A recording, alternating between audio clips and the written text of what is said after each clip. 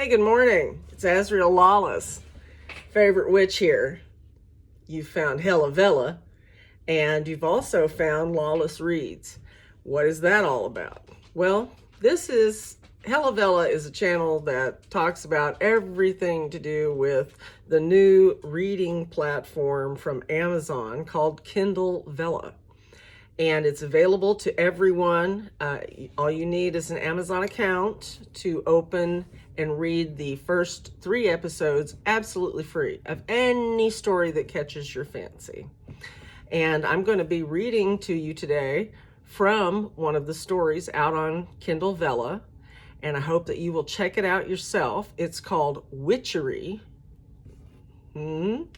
And is by author K.R. Richards. Now, this is just a wonderful story, so I brought out some props today.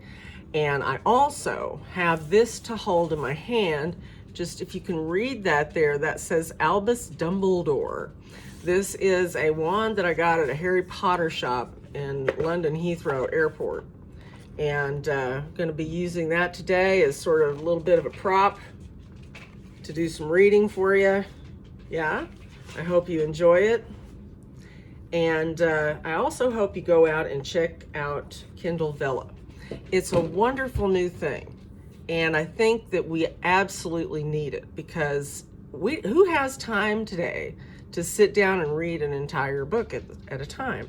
Well, with Kindle Vella, you can have epic stories. They take, that take a long while for you to get through because it's supposed to be reading consumed at the same or in the same manner as you consume television shows, right? One short episode at a time, and you get seasons and you get volumes. It's great. It's great. You got to take a look. Go have a look for yourself. Kindle Vella. And again, today's reading is an excerpt. Actually, I'm going to start right on chapter 1. I love this story so much. And if you like things witchy, then you're going to really enjoy this story. Once again, by author K.R. Richards, here is episode 1 of Witchery on Kindle Vella. You should have turned him into a toad, Minerva Bell grimaced before taking a sip of tea. Really, Minerva, be serious. How could I do such a thing in the middle of a tea in Lady McAlpin's parlor? Her younger sister Pandora laughed. Besides, you don't mean it. You're a stickler for it, and it harm none. Minerva grinned. That is true. Sometimes we'd like to turn people into toads, but we can't. I won't deny that we think about it from time to time. Archie Gordon certainly deserved to become a toad. Branwen Bell made a face. How dare he call you a witch? But I thought we are witches. Elspeth, the youngest Bell sibling, 15, gave Branwen a confused look. In technical terms, we are, my dearest. Minerva laid a hand over her youngest sister's. However, it isn't wise to proclaim ourselves as such. She gave Elspeth's hand a pat. There used to be laws against practicing witchcraft, and though I've not heard of anyone being put to death for witchcraft in Scotland during my lifetime, it just isn't wise to label ourselves as witches. I should hate for one of us to be burned or thrown into a loch while tied to a boulder. We would have to use our magic to escape, and then they'd just do it all over again. Pandora snickered. Well then, what must we call ourselves? Elspeth cocked her head. A wise woman, Minerva smiled. Healer, Branwen offered. Elspeth frowned. But I remember Papa always calling us his good little witches. He did, Pandora brandished a fond smile. I miss Mama and Papa so. We all do. Minerva gave her sisters a sympathetic smile. In the privacy of our home and among our family, we can speak of ourselves as being witches, because that's what we are. Our magic has been passed down to us from a long line of witches that goes back generations. We should be very proud of who we are. By keeping it a secret, Elspeth gave her a wary look. Minerva shrugged. That's to keep our place in society. I'm afraid we must, for not only are we witches, but we are members of a very old and distinguished Scottish family. Archie Gordon called Pandora a witch, so some people must suspect that we are. Elspeth did not back down. Minerva nodded. Papa explained it this way. He told me, let people speculate and wonder. The Bells are notorious for being witches. Never admit what you are to anyone. Never ask if they ask. Never answer if they ask. Make a joke of it if you have to. There are some people who would try to exploit and use you. In order to keep this family safe, we never admit what we are. Elspeth shrugged. Very well. It seems ridiculous, but if Papa said it, it must be the truth. She sighed. I rather like being a witch. You will appreciate Papa's wisdom when you make your come out. I assure you, dearest. If you proclaim yourself as a witch, there's not a gentleman in Britain who would dance with you. Minerva smiled at Elspeth when she laughed at her comment. She turned to Pandora. What other news did you hear during your stay at Aunt Esmeralda's? Well, that there was a musicale at the home of Lord and Lady Kennard 3 nights ago, and everyone was whispering about a certain gentleman.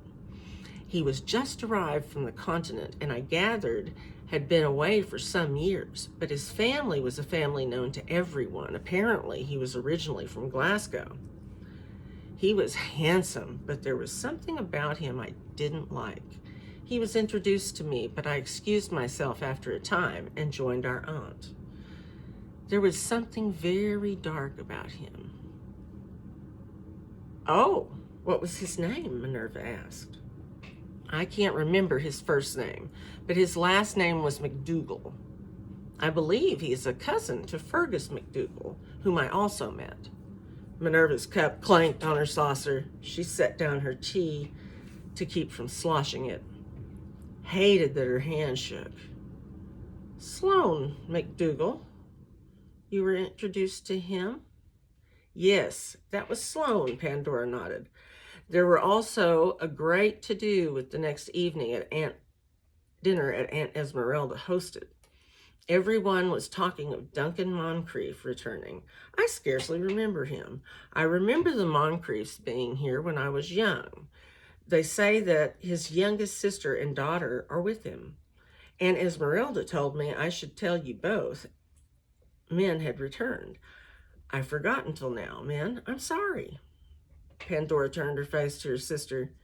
Oh dear, she said, when she noted how pale and surprised her eldest sister appeared. I am sorry. I should have told you yesterday upon returning. Minerva forced herself to smile. No worries, dear. I was just surprised.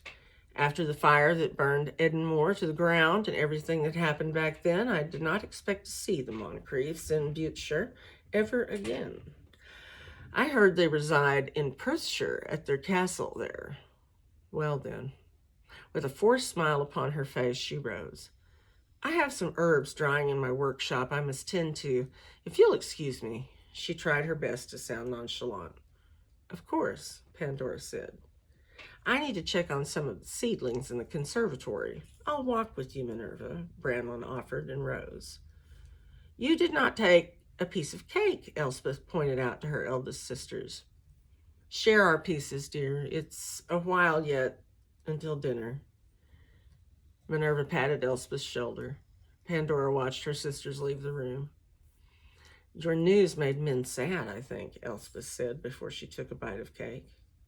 Something certainly did. Pandora leaned against the back of her chair and sipped her tea. I have to find out whom exactly this Duncan Moncrieff is to this family. I believe he's afraid of our brothers still, but he does not come over to Buteshire. Minerva wasn't the only one surprised. Branwyn was too, and neither were pleased to hear Sloane MacDougall had returned. Were they not? Elspeth shrugged. Oh no, I noticed our sisters reacted negatively to the news that both men were in the area. Are you well, Minerva? Branwyn whispered as they walked down the long corridor leading to the conservatory and workroom. I'm fine, dearest. Just surprised. I never thought to see Duncan again. You might not. He may stay in Glasgow and not set foot here. Minerva nodded. hated the tug at her heart at her sister's words. Of course, you are correct. There is nothing for him here, save that he, our brother, and Baxter Lamont are still friends. Baxter arrived at Lamont House 2 days ago with his sister. I heard the housemaids talking. Why doesn't anyone tell me anything? Minerva sighed. Usually you know everything before we do, Bronwyn shrugged. Yes, that was true, Minerva thought.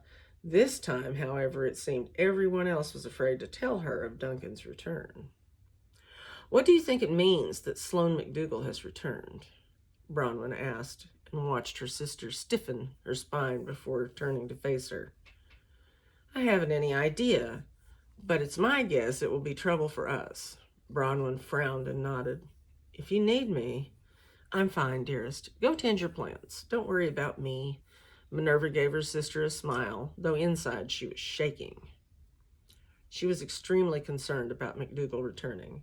She knew there had to be a reason and strongly suspected it might just be revenge against the Bells, Moncriefs and Lamonts. She always hoped he'd be happy to stay there on the continent and practice his dark magics there. Leonidas, her brother, was presently in London and wasn't due back for a fortnight. She doubted he knew of McDougal's return. She'd have to send word. He'd come right away, of course. And that's it. I hope that you have enjoyed this little sample read I have done from the absolutely wonderful serial story called Witchery, again, by K.R. Richards, and available to anybody with an Amazon account, which basically is what, everybody on the planet now. Just log into your account, type in Kindle Vella Witchery, and K.R. Richards' story will come right up there for you to give a try. All right, this has been Lawless Reads, and this is Azriel Lawless. Thanks for listening.